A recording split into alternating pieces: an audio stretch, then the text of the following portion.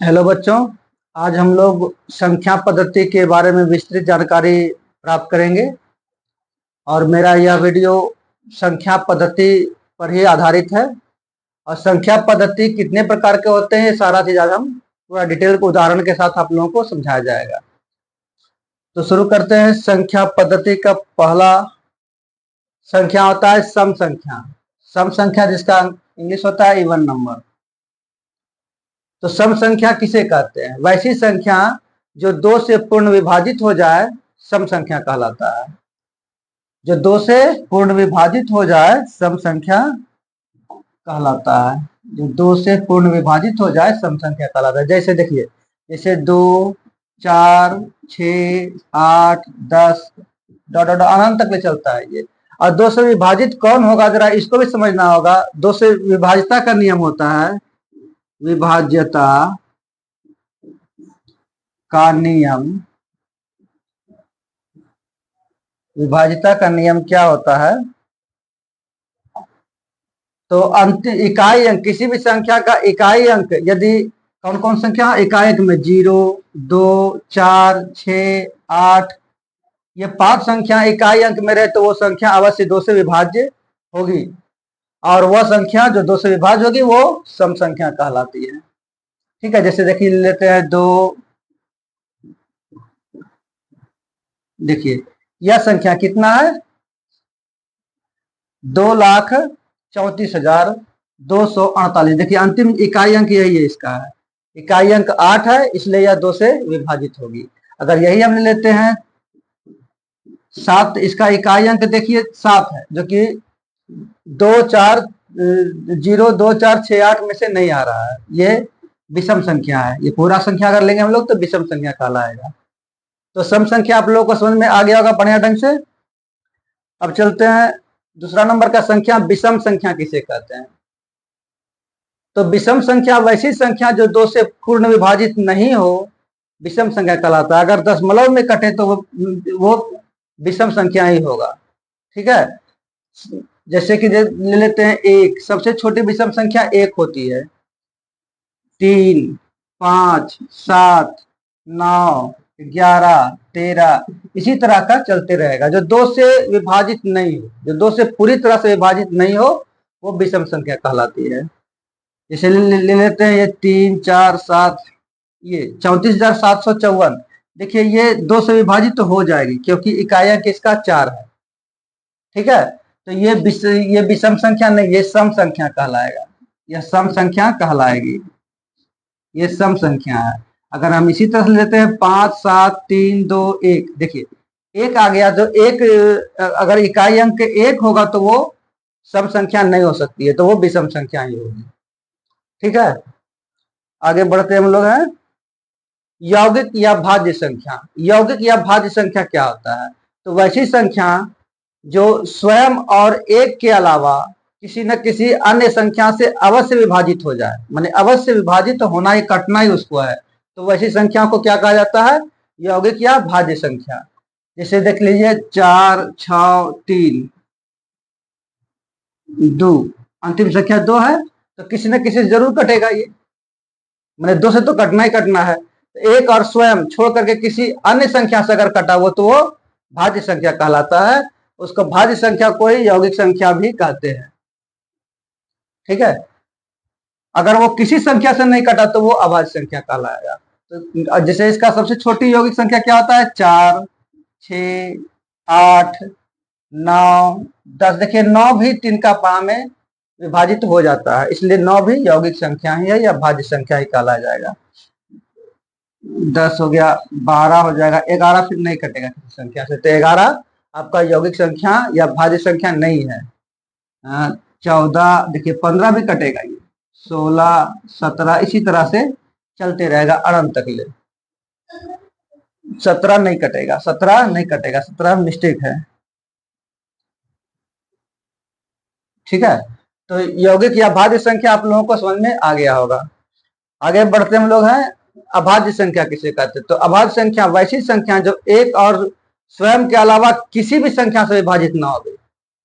लिखा हो वैसी संख्या जो स्वयं और एक के अलावा किसी भी अन्य संख्या से विभाजित ना होवे वह अभाज्य संख्या कहलाती है। जैसे सबसे छोटी अभाज्य संख्या 2 होता है, याद रखिएगा, सबसे छोटी अभाज्य संख्या 2 होता है। एक अभाज्य संख्या नहीं होती है, क्योंकि एक को विषम के स्थान पर लिया जाता है, विषम के लिए लिया जाता है। 2 हो जाएगा, 3 हो जाएगा, देखिए 4 नहीं होगा, 4 अभाज्य संख्या नहीं होती, क्योंकि 4 2 का पड़ा से विभाजित हो जाता है।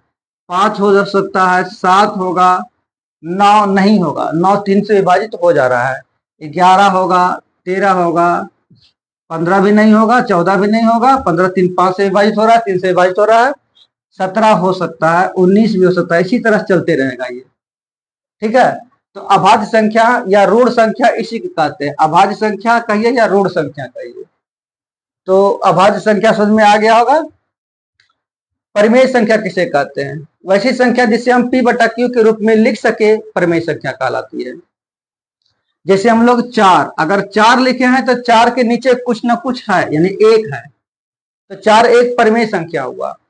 3, 2, 3 बटा में 2, 5 बटा 8, ये सब क्या है? परिमेय संख्या। इसका इंग्लिश होता है रेशनल नंबर।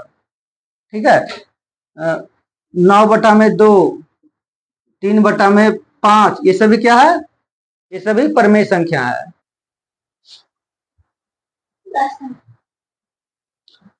हाँ, तो अपरिमेय संख्या किसे कहते हैं?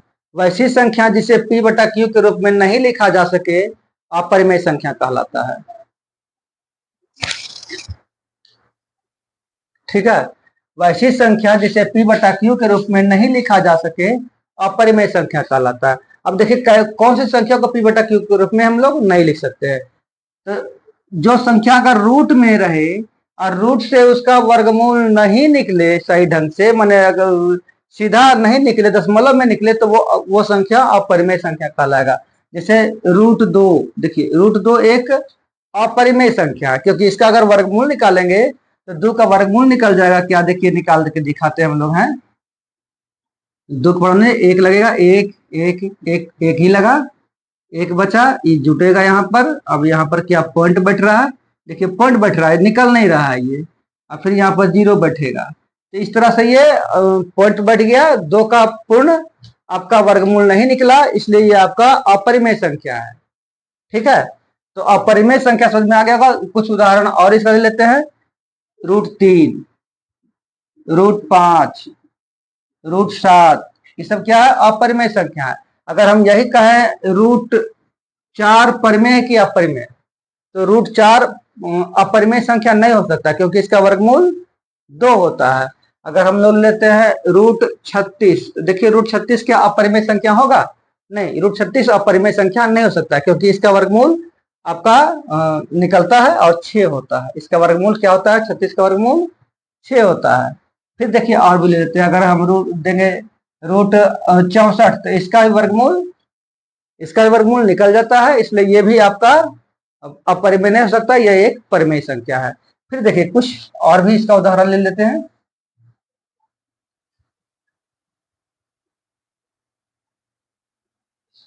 हाँ देखिए, ऐसा लेते हैं कि इसको लेते हैं √25 बटा 36।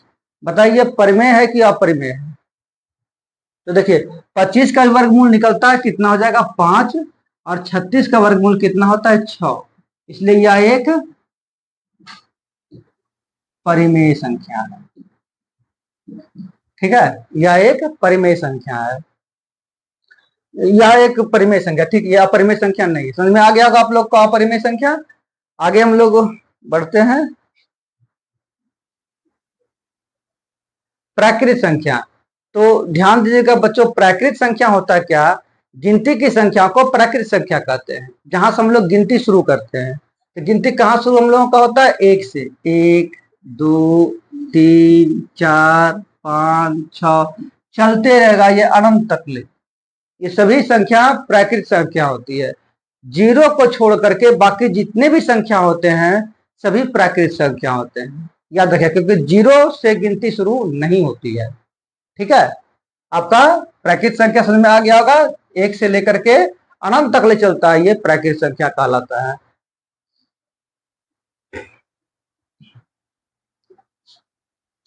पूर्ण संख्या। अगर प्राकृत संख्या के समूह में आप 0 डाल दीजिएगा तो वह पूर्ण संख्या कहलाएगा। जैसे देखिए पूर्ण संख्या कहाँ शुरू होता है, 0 शुरू होता है, 0, 1, 2, 3, 4, 5, ये भी चलते रहेगा अनंत तक ले। लेकिन हाँ, जिस संख्या के समूह में अगर 0 शामिल रहे तभी वो पूर्ण संख्या कहलाता है। ठीक है। वास्तविक संख्या, तो कुल परिमेय और अपरिमेय संख्याओं को वास्तविक संख्या कहा जाता है। चाहे परिमेय रहे 3 रहे तो ये भी वास्तविक संख्या है, 5 रहे तो ये भी वास्तविक संख्या है, अपरिमेय में अगर √2 रहे तो ये भी वास्तविक संख्या ही है, √3 रहे तो ये भी वास्तविक संख्या है। तो ये सभी क्या है, वास्तविक संख्या है। इसको अंग्रेजी में क्या बोलते हैं, रियल नंबर। ठीक है। तो संख्या पद्धति में हम 9 संख्या आज आप लोगों को बताया है। अगले आगे की संख्या और जो है वो अगला वीडियो में आप लोगों को हम लोग देंगे। ध्यान पूर्वक मेरा वीडियो देखिएगा। ये आप लोगों का संख्या पद्धति क्लास 9, 10th या फिर आप जो है आप किसी भी प्रतियोगी एग्जाम में आप लोग गए, प्रतियोगी परीक्षा में, तो उसमें भी ये आपके लिए बहुत ही सहायक होंगे। तो बच्चों अगर बढ़िया लगे तो ध्यान दीजिएगा, बढ़िया से देखिएगा वीडियो, और कॉपी लेकर जरूर बैठिएगा और लाइक और सब्सक्राइब अवश्य कीजिएगा।